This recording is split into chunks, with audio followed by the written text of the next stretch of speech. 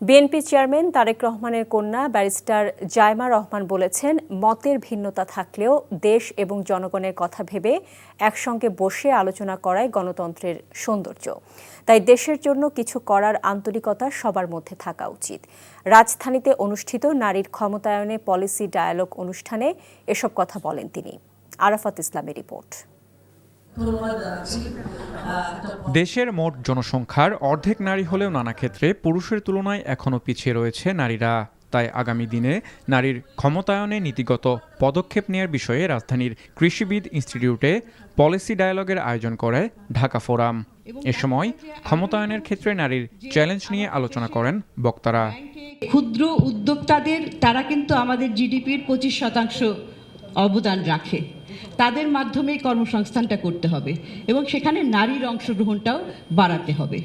এতে অংশ নিয়ে প্রথমবারের মতো কোনো অনুষ্ঠানে বক্তব্য দিলেন বিএনপির চেয়ারম্যান তারেক রহমানের কন্যা ব্যারিস্টার জাইমা রহমান। নিজের অনুভূতি প্রকাশের পাশাপাশি দেশ ও জনগণের কথাও বলেন তিনি। আমি আজ এখানে দাঁড়িয়েছি ভিন্ন এক অনুভূতি ও আবেগ নিয়ে।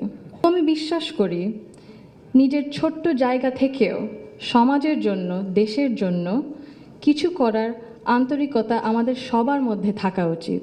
আমরা সবাই দেশের জন্য, দেশের মানুষের জন্য ভাবছি, আর এই ভিন্নতা নিয়ে একসাথে কথা বলছি, একের পর এক শুনছি। এটাই গণতন্ত্রের আসল সৌন্দর্য।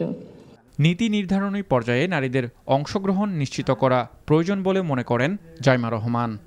যদি ইনক্লুশন না থাকে in leadership positions, mid level, junior সবগুলো পজিশনে, তাহলে আমরা ওনাদের দৃষ্টিটা পাবো না।